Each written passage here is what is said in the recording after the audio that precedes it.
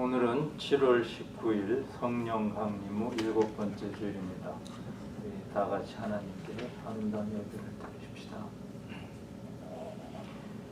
오라 우리가 여호와께 노래하며 우리의 구원의 반석을 향하여 즐거이 외치자. 우리가 감사함으로 그 앞에 나가며 시를 지어 즐거이 그를 노래하자. 여호와는 크신 하나님이시요 모든 신들보다 크신 왕이시기 때문이로다. 땅의 깊은 곳이 그의 손 안에 있으며 산들의 높은 곳도 그의 것이로다.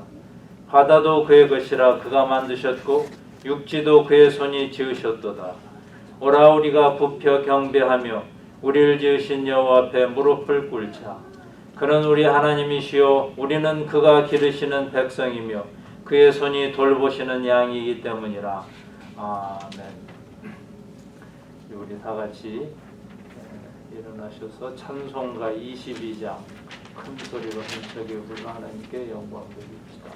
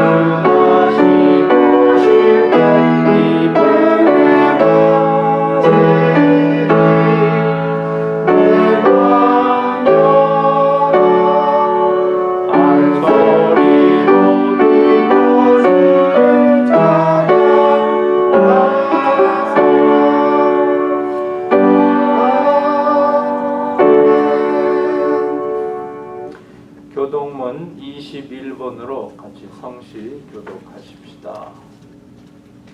교동문 21번 시편 34편입니다.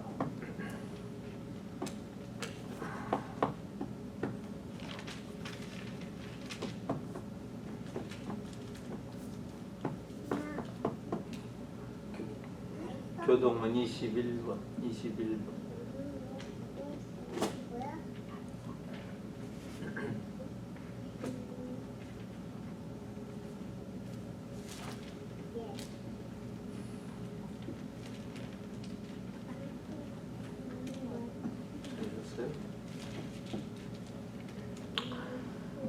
내가 여호와를 항상 송축하며 내 입술로 항상 주를 찬양하리이다. 내 영혼이 여호와를 자랑하리니 온고한 자들이 이를 듣고 기뻐하리로다. 나와 함께 여호와를 광대하시다 하며 함께 그의 이름을 높이세. 내가 여호와께 간구하며 내게 응답하시고 내 모든 두려움에서 나를 건지셨도다. 이 곤고한 자가 부르짖음에 여호와께서 들으시고 그의 모든 환난에서 구원하셨도다.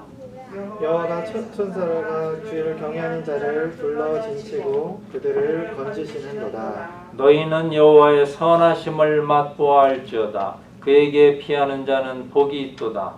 너희 성도들아 여호와를 경외하라. 그를 경외하는 자에게는 부족함이 없도다. 젊은 사자는 궁핍하여 줄일지라도 여호와를 찾는 자는 모든 좋은 것에 부족함이 없으리로다. 아멘. 이어서 우리 다 같이 한 목소리로 하나님께 감사와 또 고백의 기도를 드리십시다. 전능하신 하나님 아버지, 오늘도 암탉이 평화를 품듯이 존전에 저희를 모시고 교제하게 하시니 감사합니다. 너희는 여호와를 만날 만한 때 찾으라 하셨는데 저희는 그때가 언제인지도 모르며 이 모양 이대로 나왔습니다. 그러나 이 또한 아버지의 은혜에 이끌려 나온 줄 믿사오니 이 자리에 모인 모든 심령들을 강권하사 아버지를 만나고 그리스도 안에서 연합하고 새로운 피조물이 되어 한 믿음의 공동체로 만들어 주소서. 하나님께서 저희를 향하신 뜻이 고귀하고 무언대하나 저희는 하나님의 마음을 헤아리지 못하고 항상 근심하게 하였습니다. 순전하고 신령한 저지를 사모하여 구원에 이르도록 자라지를 못하고 여전히 옛사람의 습성을 벗어버리지 못했습니다. 성도다운 삶이 되지 못하고 여전히 세상과 타협하였습니다. 저희의 불순종을 용서하소서. 성령님이 온전히 거하시는 성전이 되지 못하고 내 자신이 여전히 왕노릇하는 이방 신전과 다름이 없습니다. 마음속에는 영적 전쟁에서 얻은 온갖 상처가 질비합니다. 불화, 시기, 미움, 고통, 죄책감, 열등감의 상처로 괴로워했습니다. 이 상처를 하나님의 능력의 손으로 고침받기를 간구하지 않고 제 힘으로 해결하려고 애쓰다가 낙심하고 말았습니다. 하나님 아버지, 저희의 이 모든 죄와 믿음 없음을 용서하시고 이 시간 성령께서 능력으로 임하셔서 저희를 새롭게 변화시켜 주소서. 예수님의 이름으로 기도드립니다. 아멘. 이어서 하나님과 나만이 하는 죄를 계속해서 침묵으로 기도드립시다.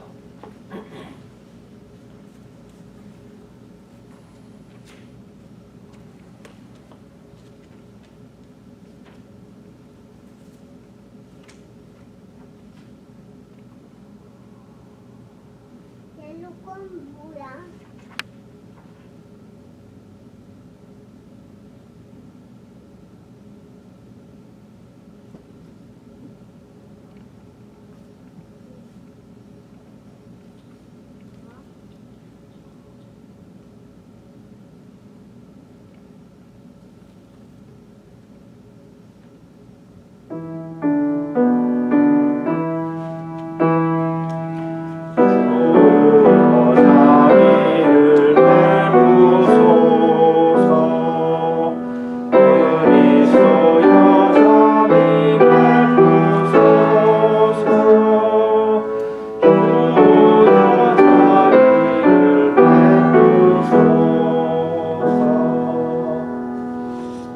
잠시 너를 버렸으나 큰 긍휼로 너를 다시 모을 것이요 내가 넘치는 진노로 내 얼굴을 내게서 잠시 가렸으나 영원한 자비로 너희를 긍휼히 여기리라.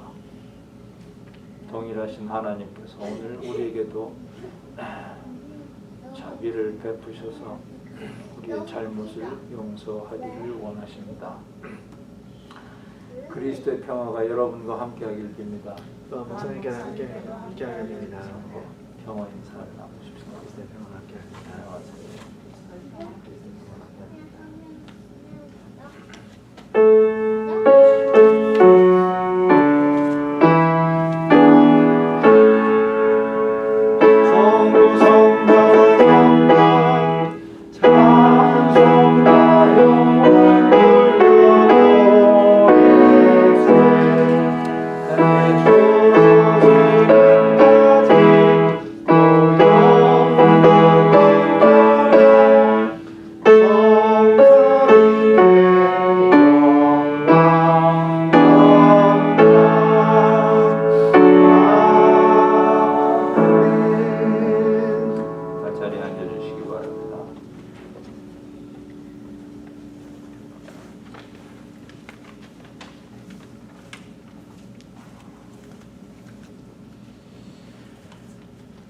기도드리겠습니다.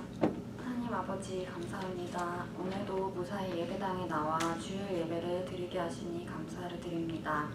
비록 적은 인원이지만 저희가 드리는 이 예배를 기쁘게 받아주시고 신령과 진정을 다한 예배가 될 수 있도록 저희의 마음과 생각을 주관하여 주세요. 오늘은 코로나 이후로 예배당에서 두 번째로 드리는 주일 예배입니다. 그동안 예배당에서 함께 예배를 드리지 못하여 무뎌졌던 저희의 신앙심을 다시 일으켜주시고 각 가정에서도 예배를 드리는 여러 성도님들의 신앙심에도 성령의 불이 꺼지지 않길 간절히 기도합니다.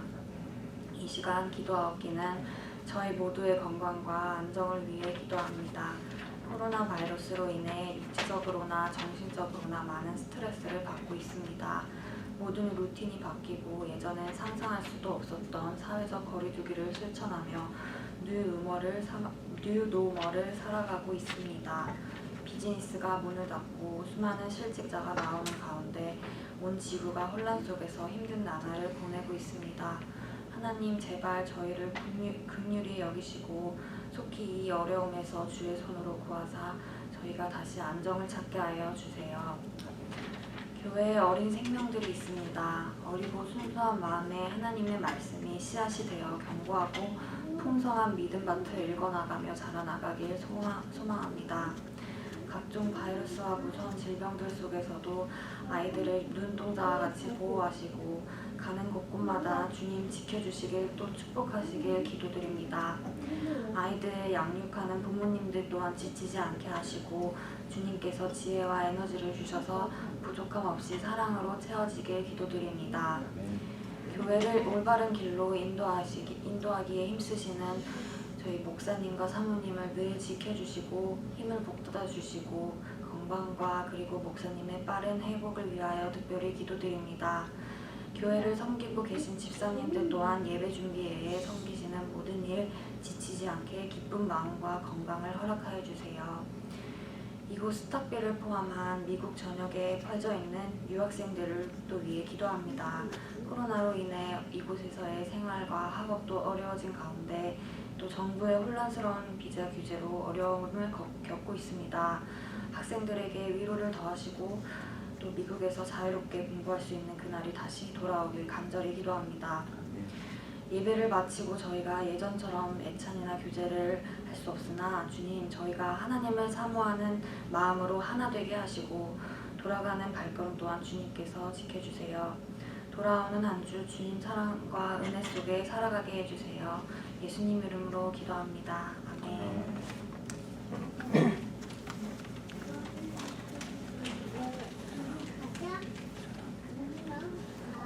찬송가 288장 부르실 때 어린이들은 주일학교로 주시기 바랍니다.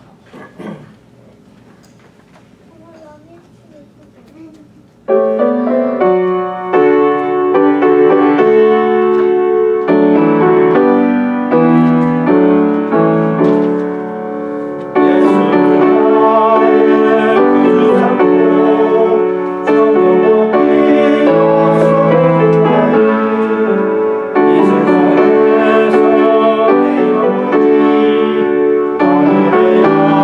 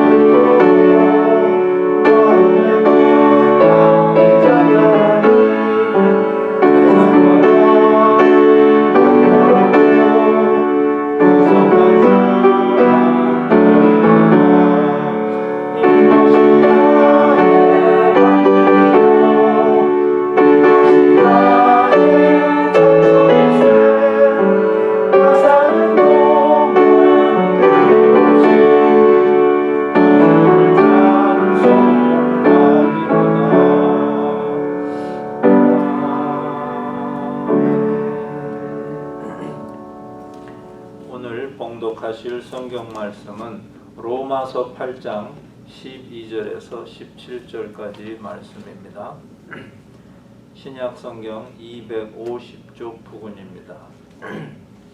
로마서 8장 12절에서 17절까지 말씀입니다.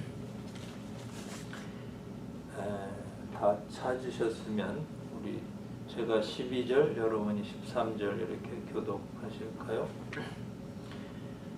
그러므로 형제들아 우리가 빚진 자로 돼 육신에게 져서 육신대로 살 것이 아니니라.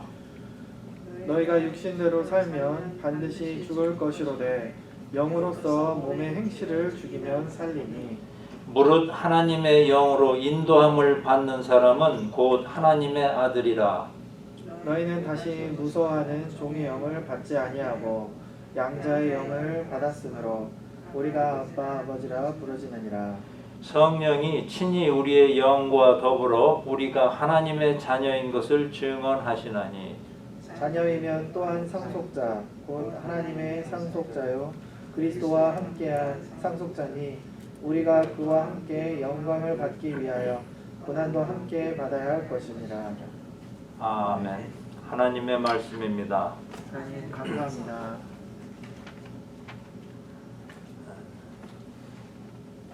우리가 즐겨 암송하는 시편 23편에 그가 나를 푸른 초장에 누이시고 쉴만한 물가로 인도하신도다 이런 말씀이 있죠. 그런데 보이지 않는 하나님께서 나를 인도하신다는 것이 구체적으로 어떤 것일까요?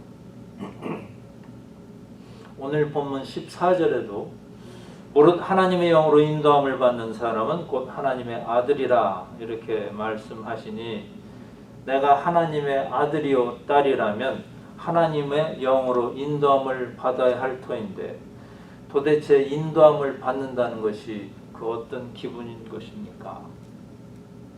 영으로 인도받는다는 게 우리 삶 속에서 어떻게 구체적으로 나타나는 것인지 한번 생각해 보죠. 먼저 우리는 영, 즉 스피릿이라는 것이 우리의 마음과 육체 모두에게 영향을 주는 그런 것임을 알아야 합니다. 오늘 본문 바로 앞인 8장 5절 6절 말씀이 생각나죠. 육신을 따르는 자는 육신의 일을, 영을 따르는 자는 영의 일을 생각하나니 육신의 생각은 사망이요 영의 생각은 생명과 평안이니라. 여기 육신이라는 말이 나오죠. 영어로는 sinful nature 혹은 flesh라고 번역된 이 육신이라는 것이 뭐냐면 우리의 마음 그리고 육체를 뭉뚱그려서 표현한 그런 단어인데 이 육신의 생각과 영의 생각이 아주 잘 대조되고 있습니다. 육신의 생각은 사망이고 영의 생각은 생명과 평안입니다. 우리가 하나님의 영, 즉 성령으로 인도함을 받게 되면은 우리는 영적인 사고방식을 갖게 됩니다. 하나님의 영이 나에게 들어오시면 그 보이지 않는 영이 나의 몸과 그리고 나의 마음에 영향을 미치기 때문입니다. 이제까지는 눈에 보이는 것에만 관심을 가졌었는데 이제는 눈에 보이지 않는 일에도 깊은 관심을 갖게 됩니다. 이것이 바로 영적인 사고방식을 갖게 된 징표입니다. 성령님의 인도하심을 받는 사람은 곧 이러한 영적인 사고방식을 갖게 되는데, 자, 성령님의 인도하심을 받는 사람의 모습이 어떤 것인가? 구체적인 예를 들어볼까요? 성령님의 인도하심을 받는 사람은 하나님 아버지와 예수 그리스도를 아는 지식을 많이 섭취하고 싶다 하는 갈증을 느낍니다. 그래서 성경 읽기와 또 성경 공부를 열심히 하지요. 성령님의 인도하심을 받는 자는 또 하나님과 교제하기를 원해서 이제 기도 생활을 하게 됩니다. 성령님의 인도하심을 받는 사람은 또 죄에 대해서 민감해져서 몸과 마음의 죄가 들지 않도록 죄를 짓지 않으려고 노력을 하게 됩니다. 그래서 성령님의 인도하심을 받는 사람은 뭐 자연적인 결말이겠지만은 성령의 열매를 맺게 됩니다. 어떤 열매들이죠? 사랑과 희락과 오래 참음과 화평과 오래 참음과 자비와 양선과 충성과 온유와 절제, 이런 것들이 생기지 않습니까? 이상과 같은 여러 가지 현상이 나타날 때 그는 하나님의 영으로 인도함을 받는 사람이라 이렇게 말할 수 있습니다. 한마디로 하나님의 영의 인도하심을 받는 사람은 곧 그가 하나님의 자녀임을 확신하게 됩니다. 그 15절에 보시면은 너희는 다시 무서워하는 종의 영을 받지 아니하고 양자의 영을 받았으므로 우리가 아빠 아버지라 부르짖느니라. 여러분께서는 아버지 하나님, 아빠 하나님 이렇게 즐거이 부르시나요? 이 15절 말씀은 이 구원의 확신이라는 면에서 아주 중요한 구절입니다. 그러니까 우리는 하나님의 인도하심, 하나님의 영의 인도하심을 받는 자임을 확신해서 이제 아빠 이렇게 부를 수 있다는 거예요. 여기서 다시 무수하는 종의 영을 받지 아니하고, 여기서 주목해 보아야 할 단어가 다시라는 말이에요. 그러니까 한때는 종의 영을 받았던 사람들이지만 이제는 양자의 영을 받은 사람들이라는 그런 암시가 있죠. 그리스도인은 전에는 무서워하는 종의 영을 받았던 사람입니다. 그러나 이제는 다시 그 영을 받지 않았습니다. 이제는 무서워하는 종의 영이 이제 사라졌습니다. 같은 로마서 5장 1절에서 사도 바울은 이런 말씀을 했어요. 그러므로 우리가 믿음으로 의롭다 하심을 받았으니 우리 주 예수 그리스도로 말미암아 하나님과 화평을 누리자. 자, 하나님과 화평을 누리려면 더 이상 무서워하는 종의 영을 가질 수 없습니다. 하나님의 영광을 바라고 즐거워하는 사람은 다시는 무서워하는 종, 즉 무서워하는 그 영, 종의 영을 영향받지 않는다는 말씀이죠. 여러분 잘 아시겠지만은 신자는 자기가 죄를 지을 때 내가 죄를 짓고 있구나 그 사실을 압니다. 그렇죠? 그런가 하면 또 요한일서 1장 9절의 말씀이 맞구나 이런 것도 깨달아요. 어떤 말씀이죠? 만일 우리가 우리 죄를 자백하면 그는 밉으시고 이로사 우리 죄를 사하시며 모든 불의에서 우리를 깨끗하게 하실 것이요. 이 말씀이 무슨 뜻인지를 압니다. 자신이 죄를 짓더라도 하나님께 자백을 하게 되면은 우리를 용서해 주실 것이다. 이 사실을 안다는 말입니다. 그러니까 신자는 잘못을 범하면 벌을 받았던 과거처럼 무서워하는 종의 영 아래로 다시는 들어가지 않습니다.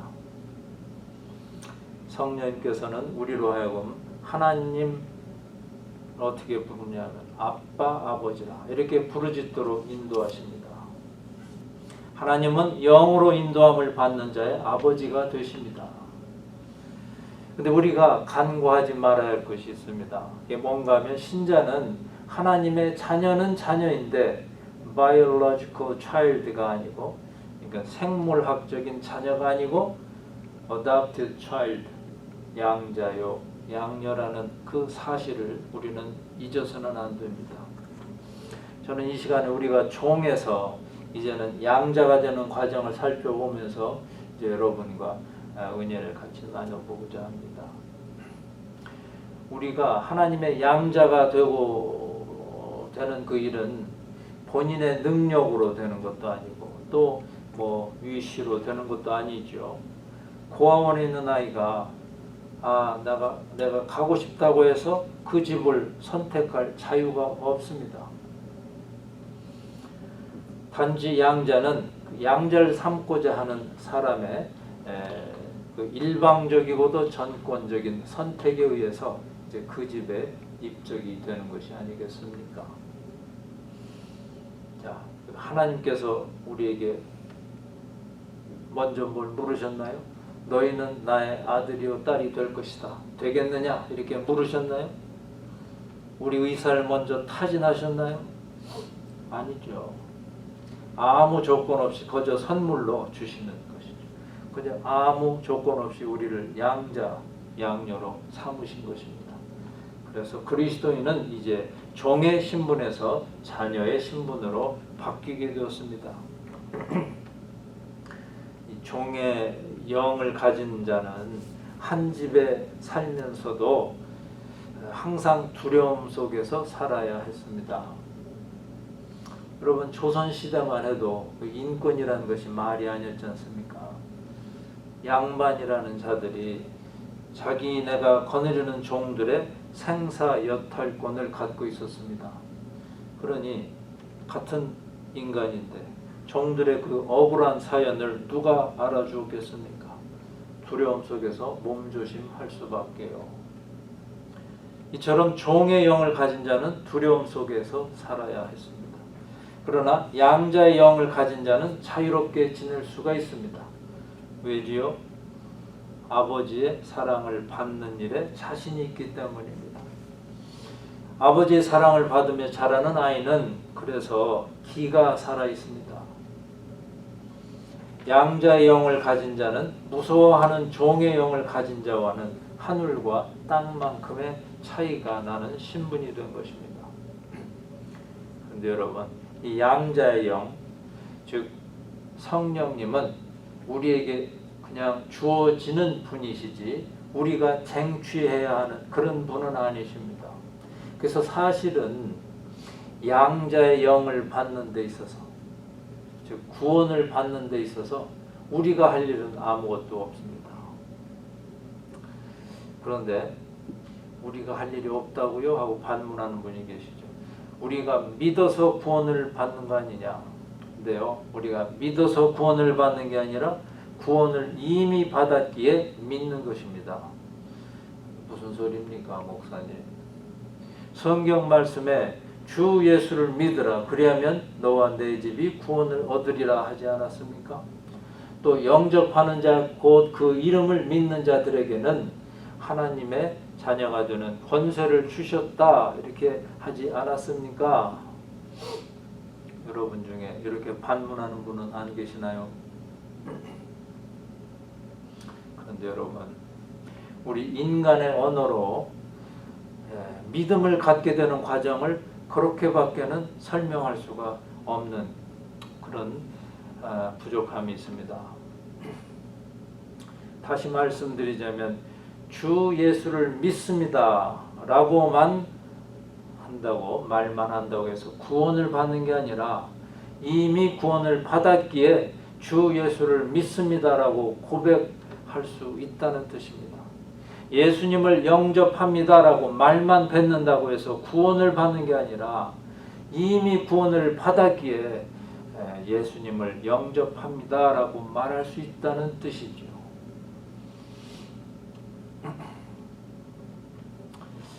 그러니 전도할 때 믿음을 갖게 되는 과정을 이렇게 장황하게 설명할 수 없으니 그저 주 예수를 믿으십시오, 예수님을 영접하십시오 라는 이 결론적인 말을 할 뿐입니다. 나중에 구원을 받게 되면 주 예수를 믿습니다 라고 고백하게 될 것입니다 라는 전도자의 마음을 이렇게 전하는 것입니다.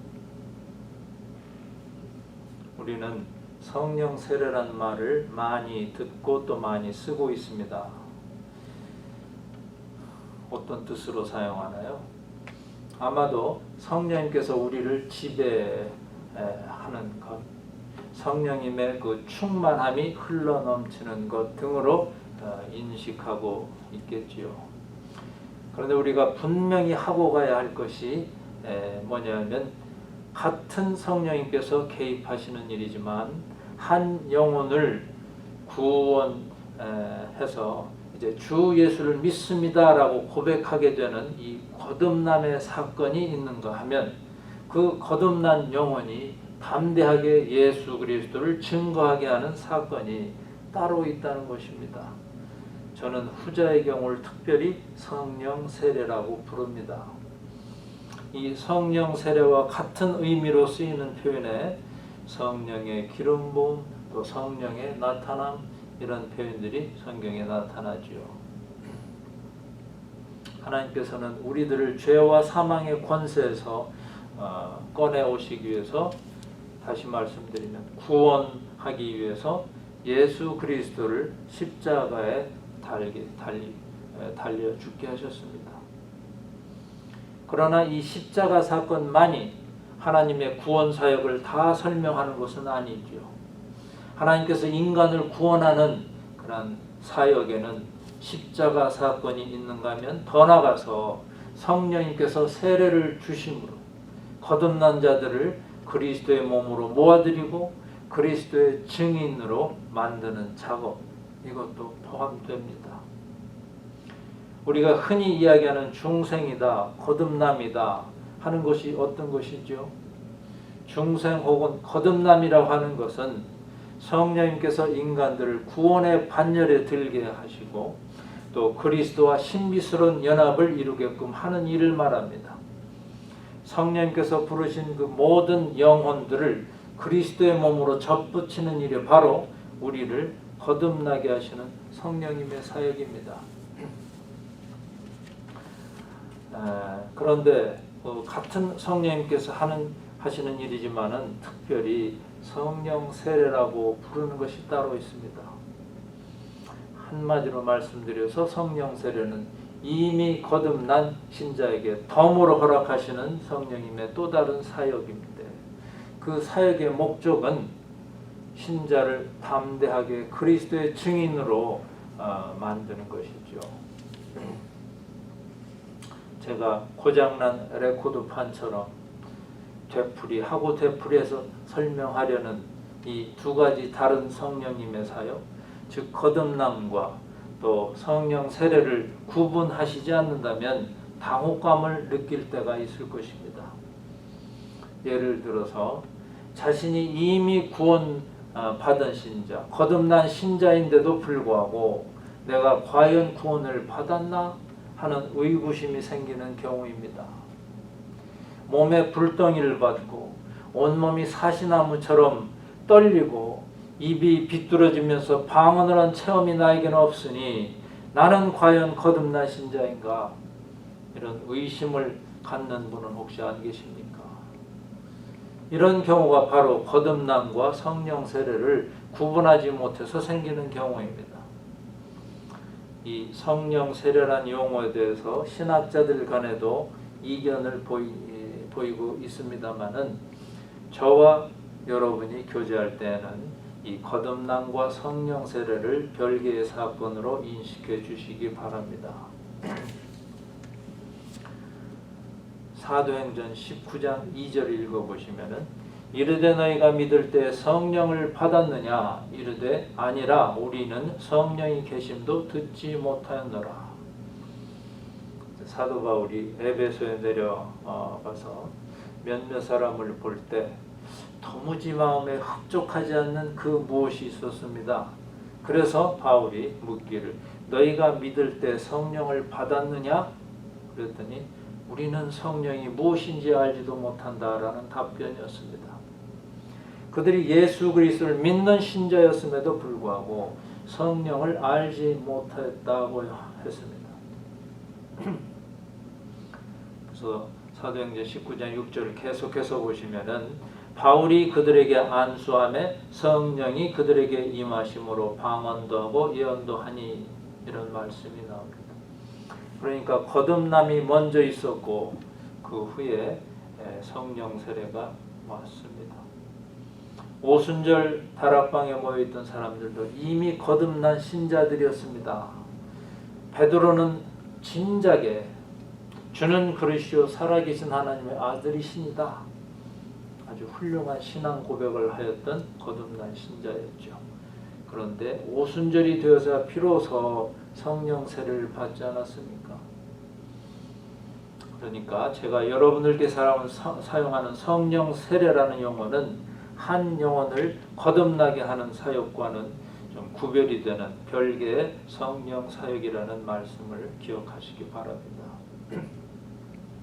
자, 이 거듭남의 역사는 성령님께서 우리로 하여금 거듭나게 해주시고 그리스도와 연합하는 신비를 깨닫게 해주는 것이라고 말씀드렸는데, 그러면 같은 성령님께서 베푸시는 성령 세례의 의의는 과연 무엇입니까?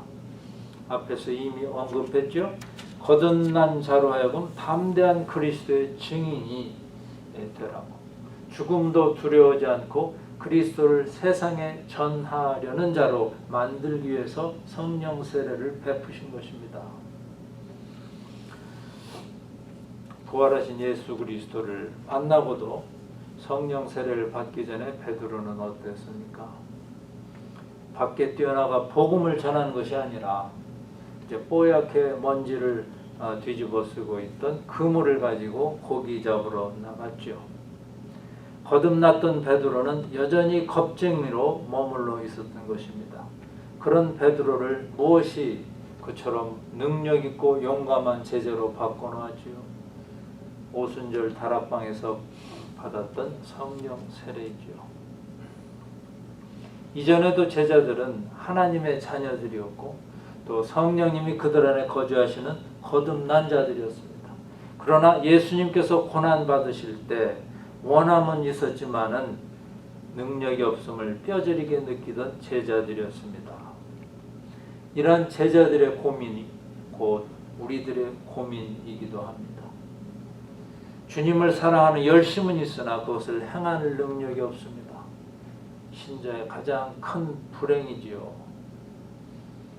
그런데 어떻게 해서 겁 많고 나약했던 베드로가 하루에 3,000명을 회개하는 능력의 사람이 되었습니까?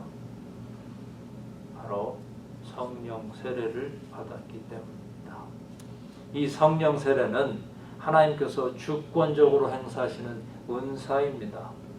성령 세례는 하나님께서 그의 기쁘신 뜻대로 사랑하시는 자녀에게 허락하시는 것입니다. 이것을 받은 자에게는 분명한 기쁨이 있고 확신이 생깁니다. 그런데 이러한 성령 세례는 성화를 이뤄가는 그 과정과는 무관합니다. 이 성화의 관점에서 보면 성령 세례를 받은 자 중에는 신앙의 수준이 낮아 보이는 사람도 있습니다. 그렇기 때문에 우리는 많이 혼동을 합니다. 아무리 봐도 저 사람은 예수 믿는 것이 별 볼일이 없고 하나님께 영광 돌리는 사람 같아 보이지 않는데 방언을 한다고 그럽니다. 치유의 은사가 있다고 합니다. 분명히 말씀드리지만 성령 세례 그리고 그에 따른 은사는 신자가 평생 추구해야 할 성화의 과정과는 관계가 없습니다. 그러나 은사를 받고 속된 말로 날뛰는 것이 보기 싫어서 나는 저런 은사를 받지 않겠다고 생각해서도 안 됩니다. 은사는 믿는 자 모두가 사모해야 할 하나님의 선물입니다. 문제는 주신 하나님의 은사를 제대로 사용할 줄 모르고 날뛰는 사람에게 있는 것이지 은사 자체에 있는 것은 아닙니다. 자, 이제 다시 본문으로 돌아가십시다. 우리가 15절 말씀, 너희는 다시 무서워하는 종의 영을 받지 아니하고 양자의 영을 받았으므로 우리가 아빠 아버지라고 부르짖느니라. 이 말씀 중에서 양자의 영을 어떻게 받느냐는 대목에서 성령 세례에 얽힌 문제를 살펴보았습니다. 우리가 하나님으로부터 양자의 영을 받는 일은 지금까지 설명해드린 성령님의 두 가지 사역, 즉 거듭남과 성령 세례 중 전자인 거듭남에 해당합니다. 우리가 성령의 역사로 중생하는 일이 곧 하나님으로부터 양자의 영을 받는 일입니다.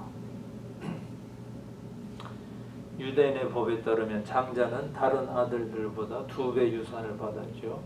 그러나 로마 법에서는 그렇지가 않았고 로마 법에 의하면 모든 자녀는 아버지의 상속자들이요 모두가 동등하게 상속권을 가지고 있었습니다. 이 차이점을 지금 사도 바울이 거론하고 있는 것입니다.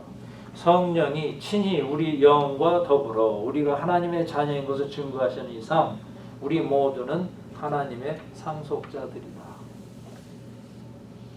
상속자라는 말, 그것은 모든 그리스도인들에게 위대한, 물러받을 그 위대한 기업이 있다는 것을 의미하지 않습니까? 그런데 모든 그리스도인이 상속할 이 기업은 다름이 아니라 하나님 나라입니다. 구약에서는 아브라함의 후손을, 아브라함과 그 후손을 통해서 위대한 기업을 상속하리라 하는 약속이 이루어진다 했지만 이제 예수 그리스도 안에서는 상황이 바뀌었습니다.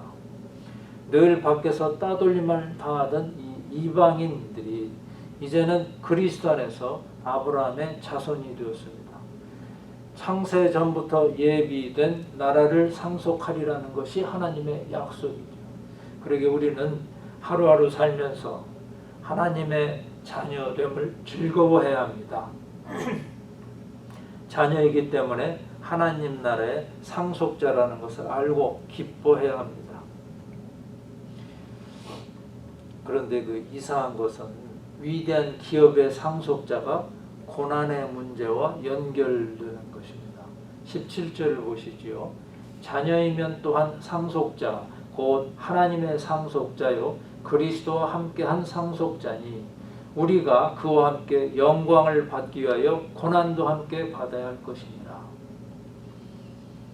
그리스도와 함께 영광을 받기 위해서는 고난도 공동으로 받아야 된다는 이야기는 동고동락의 공동체적 삶을 뜻하지 않습니까? 그러므로 이와 같은 상속자의 개념에 비춰보면 예수 믿어서 현세에서 축복받는다는 말은 좀 어폐가 있습니다. 이 세상에서만 복되게 살려고 예수를 믿는다면 그 신앙은 잘못된 신앙이죠. 이 세상의 복만 추구하는 기복신앙은 그래서 올바른 신앙이 아닙니다. 양자된 우리는 그 집안의 형편대로 살아야 합니다. 그 집이 영광을 누리면 같이 누리고 고난을 당하면 같이 당해야 합니다. 성도 여러분, 우리는 성령으로 인도함을 받아서 이제 성령으로 거듭나고 하나님을 아빠, 아버지라고 부를 수 있는 양자의 신분이 되었습니다. 양자의 영을 받은 자가 되었습니다. 우리는 그리스도와 함께한 상속자입니다. 우리가 그의 죽으심 받아 세례를 받음으로 그와 함께 장사되었습니다. 또 하나님께서 그리스도를 죽은 자 가운데 살리신 것처럼 우리도 새 생명 가운데서 행하게 하십니다. 그리스도와 우리는 한 몸이지요. 그러므로 영광도 함께 받고 고난도 함께 받아야 합니다. 그래서 이 세상에서 그냥 복만 추구하지 마시고 하나님과 그리스도와 한 몸임을 깨달아서 어려움도 능히 감사한 마음으로 이겨내셔야 할 것입니다. 아무쪼록 우리 모두가 이 양자의 귀한 신분을 잊지 말고 그리스도와 함께 영광뿐만 아니라 고난에도 동참할 수 있는 진정한 하나님의 상속자임을 세상에 드러낼 수 있기를 간절히 기원합니다. 기도드리겠습니다. 하나님 아버지, 예수 그리스도의 십자가 사건을 통하여 저에게 양자로 삼으시려는 아버지의 뜻을 새삼 확인하였습니다. 양자의 영, 즉 성령님을 보내주시고 죽었던 저의 영을 되살리시며 하나님 나라에 입양시켜 주시니 감사합니다. 이제 저희는 하나님 나라의 기업을 물려받는 양자가 되었으니 이 귀한 신분을 잊지 말고 그리스도와 함께 영광뿐만 아니라 고난에도 동참할 수 있는 그 능력을 허락하여 주시옵소서. 예수 그리스도의 이름으로 기도드립니다. 아멘. 이제 받으신 말씀의 응답으로 신앙 고백을 해보실까요? 다 같이 사도신경을 암송하십시다. 전능하사 천지를 만드신 하나님 아버지를 내가 믿사오며 그 외아들 우리 주 예수 그리스도를 믿사오니 이는 성령으로 잉태하사 동정녀 마리아에게 나시고 본디오 빌라도에게 고난을 받으사 십자가에 못 박혀 죽으시고 장사한 지 사흘 만에 죽은 자 가운데서 다시 살아나시며 하늘에 오르사 전능하신 하나님 우편에 앉아 계시다가 저리로서 산 자와 죽은 자를 심판하러 오시리라. 성령을 믿사오며 거룩한 공회와 성도와 서로 교통하는 것과 죄를 사하여 주시는 것과 몸이 다시 사는 것과 영원히 사는 것을 믿사옵나이다. 찬송가 283장 부르시면서 준비하신 헌금을 주시기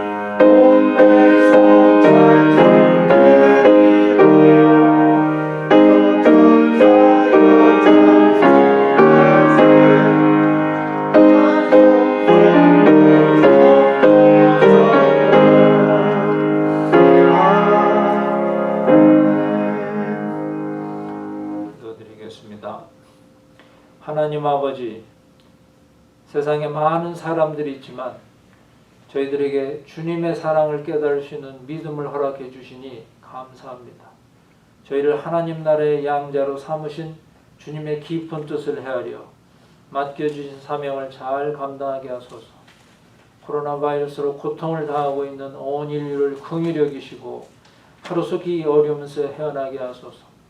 저희가 우고하고 있는 미국과 떠나온 조국을 잊지 마시고 미중 패권 전쟁이요 문명 충돌의 이 와중에서 주님 눈에 선한 쪽으로 나아가는데 힘쓰는 나라들이 되게 하소서. 이 시간에도 세계 방방곡곡에서 복음 전도에 힘쓰고 있는 선교사들 보호하시고 인도하소서. 저희가 일주하고 있는 몽골의 이다입과 장한나 선교사, 그리고 이라크 크루족의 조 앤 앤디 캐롤 선교사를 잊지 마시고 도우소서. 저희 교회 어린 생명들 특히 기억하시고 그 생명들을 맡겨주신 부모들 먼저 말씀으로 무장하여 이들이 자라서 하나님 나라에 큰 도움이 되는 은총을 허락하소서. 항상 넘치게 베푸시는 모든 감사의 조건을 담아 이 예물을 바칩니다. 봉헌하는 손길마다 땅에 기름진 것과 하늘의 신령한 복으로 가득 차고 넘치게 하소서. 예수 그리스도 이름으로 기도드립니다. 아멘. 다시 앉아주시고요.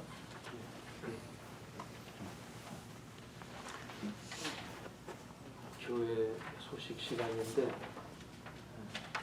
별로 할 얘기가 없고 단지 한 가지, 다음 주일 7월 26일은 특별 선교 헌금 주일입니다. 기도하시고 준비해 주시기 바랍니다. 자, 그러면은 거룩한 독서 시간이 됐는데 다들 눈을 감으시고 오늘 본문이 되는 그 말씀을 마음에 새겨 또 담고 가시길 바랍니다. 그러므로 형제들아, 우리가 빚진 자로 돼 육신에게 져서 육신대로 살 것이 아니니라. 너희가 육신대로 살면 반드시 죽을 것이로되 영으로서 몸의 행실을 죽이면 살리니, 무릇 하나님의 영으로 인도함을 받는 사람은 곧 하나님의 아들이라. 너희는 다시 무서워하는 종의 영을 받지 아니하고 양자의 영을 받았으므로 우리가 아빠 아버지라고 부르짖느니라.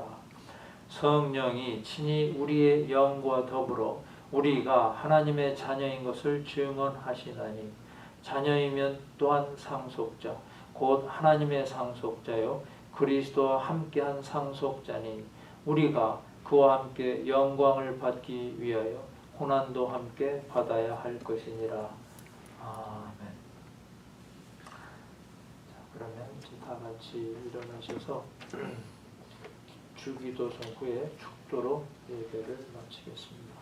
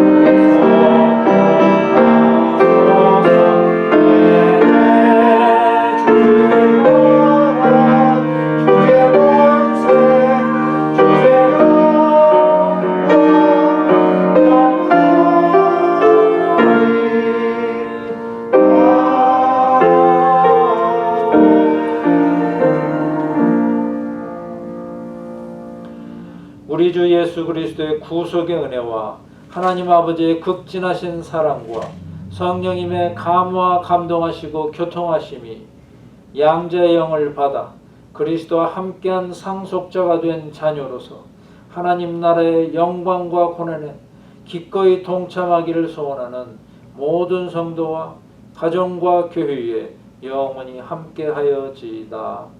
아멘.